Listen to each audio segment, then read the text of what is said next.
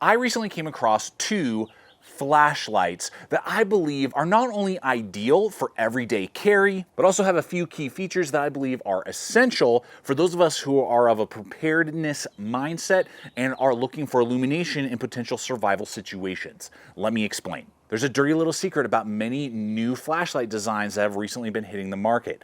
They have integrated proprietary batteries, meaning that if they ever get damaged or stop holding a charge, these flashlights become useless. And some of them even come with proprietary charging ports. And to add to the issues, if you're ever in an extended power outage, once the juice is drained from these type of flashlights, you have no way to give yourself backup illumination. Now, thankfully, not all flashlights are going in this direction. This particular Nitecore has a USB-C charging port. It does have a removable battery so that if it was ever to have an issue, you could pick up another one and keep using the flashlight. And if you were ever in an extended power outage, you can run backup CR123 batteries on this light. But most flashlights sporting these type of features are not only big and bulky and not ideal to carry every day in your pocket, they are rather expensive, and the backup CR123 batteries aren't super accessible and also cost a pretty penny to have in rotation. And so that's where these flashlights come into play, because they definitely have some unique characteristics that the other lights do not have. And in their own right, they have different design features that will be best applicable depending on what type of scenario you're looking to deploy these flashlights in. So I'm looking forward to unpacking it all with you today. Thanks for joining me. If you're new to the channel, I'm Aaron. This is Gideonstactical. Let's go ahead and dive on in.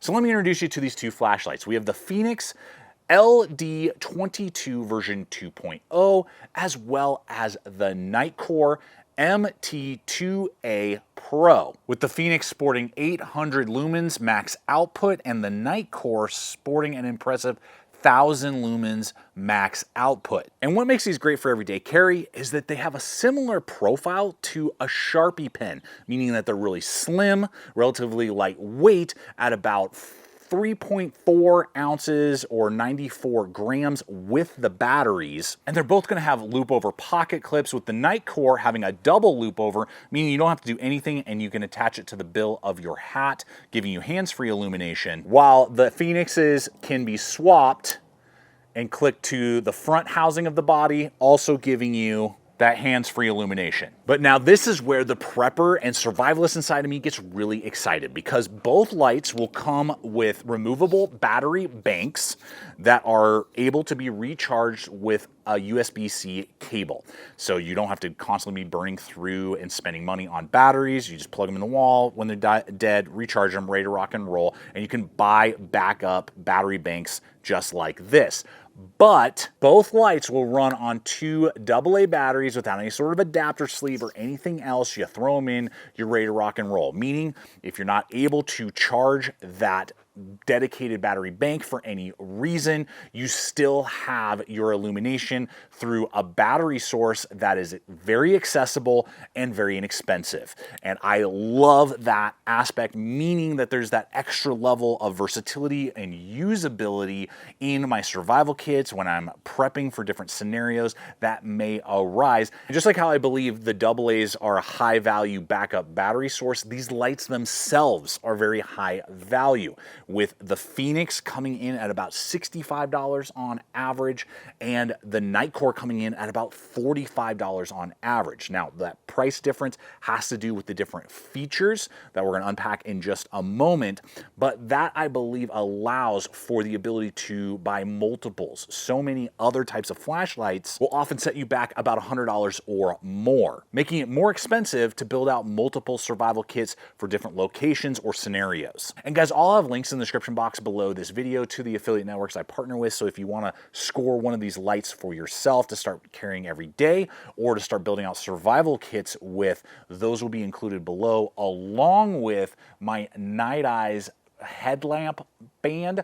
This gives you hands-free illumination with these type of flashlights. If you don't have a hat to clip onto, you're wearing a beanie or something, this makes it very easy to still get hands-free illumination with flashlights like this. Now, in just a moment, we're gonna highlight the different features of each of these lights and help you determine which one would be better set up for your particular scenario and needs. But before we do that, we gotta get a little business out of the way by inviting you to hit that like button. When you do that, it literally helps us go up in the rankings, get recommended to fellow preparedness, everyday carry, survivalist, mindseted people. So I do invite you to do that, as well as to consider subscribing if you're not yet a subscriber, and making sure to hit that bell icon so you can be notified every week when I put up new content just like this. And since we are talking about preparedness and survival, there is one piece of gear that goes with me every time I go out into the outdoors on my adventures that gives me not only extra peace of mind, but an extra level of preparedness for any emergencies that may arise. And they're today's sponsor, which is Zoleo and their satellite communication device. This gives you the ultimate adventure duo with Zoleo's seamless global messaging via the Iridium satellite network, progressive SOS alerting with 24/7 monitoring and response, check-ins with an easy push of a button, as well as sharing your GPS location with any message sent. And guys, that's just scratching the surface of the capabilities that Zoleo offers you through this satellite communicator. So I'll have a link in the description below this video over to the Zoleo website. And don't forget about my exclusive promo code, which will waive the $40 activation fee. So I invite you to hop on over, check it out, and get yourself connected to first responders as well as loved ones every time you go out on your adventures. And we'll be hanging out here at the tabletop to unpack this next portion, starting with the Nitecore, which is the more simplistic of the two lights. It's gonna have one button only, not two. The Fenix will have two that we're gonna look at. And it has a little housing around there, lanyard hole loops, all this stuff, can tail stand. The Fenix seems to have trouble, the Nitecore can, but it is literally push, you are on, and then half tap to cycle through 3 settings only. High, medium, low. High, medium, low, that's it. There's no strobe, there's no like program this, do 5 dances and it'll do this crazy maneuver. It's refreshing to get a flashlight that is just straightforward and not like I'm reprogramming a new cell phone every time I get a new EDC light. So that is why it's a little bit more inexpensive. I would argue this is the more tactical of the two because it is just bam, you hit and engage, and it will throw and turn on whatever the last setting was. And so with that, what that means is that it's going to, on high at 1,000 lumens, be like a laser beam and shoot that light out in a very focused energy over 250 meters at over 16,000 candelas, which is very impressive. And then just drops down high, medium, and low. Boom. That is it. Totally dig it. And that is impressive. Now, one quick note is that when you use, that is all based off of the power bank inside that it comes with. If you swap 2 AA batteries, the power is cut significantly with both lights. It's only going to go for a high of 500 lumens, less battery life, and you'll actually lose a setting on the Nitecore, and it's just going to be high and low, and the low is like 60 lumens. So just be aware of that, but that still gives you a lot of versatility in an emergency situation with backup AA batteries. Now, the Fenix is a completely different animal, still having that kind of push button switch there. That only turns the light on though. That is all that button back there does. On and off, be whatever the setting was that you had. And this button up here is where you're actually going to see all of the memory. And there's 7 modes to the 3 on the Nitecore. So those features is where you're gonna see the extra $20 invested in. Now what that means is that you have more control over the different types of lumens, longer battery life on lower settings, from like 2 lumens on the lowest setting, eco, then you have like 30 lumens, then I think you have 100, then you have 350, then it goes all the way up to 800. Now the 800, though close in power, and it definitely is focused, but not quite as much as the Nitecore, because it's not only 200 lumens less, it's gonna be about 500 CDs less of intensity at about 11,500, whereas the Nitecore is like 16,500. So that is noticeable, and it's going to go out to like 210 meters. Sorry about that.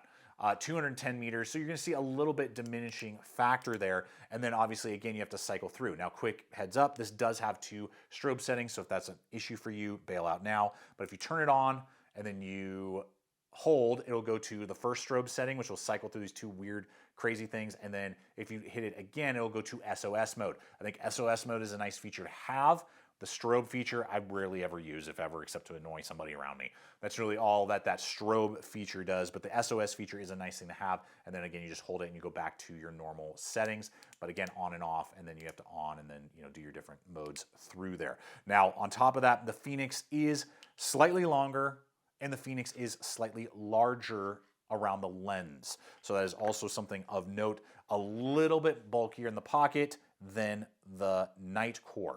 So ultimately for me, guys, I feel like the Nitecore is kind of the way to go if you're gonna decide, because it's so simple, straightforward, and you can get about 3 of the, or excuse me, I have 4 people in my family, so I can get 4 of these for about the cost of 3 of these Fenix. Now, on the flip side, the Fenix has a lot more versatility and a lot more control over the capabilities that the light offers. So obviously, it'll be up to you guys, and I look forward to hearing from you which design do you feel like connects more with you. The lot more features that the Fenix offers, or the straightforward design of the Nitecore, and do you see the value difference of like 65 versus 45 on the Nitecore? So appreciate you guys hanging with me today. I hope that this video has been fun and entertaining, but also giving you data to help you determine if these are the right either EDC lights or potentially survival preparedness lights to start putting into rotation or not. I always look forward to hearing your guys' thoughts. I can't wait.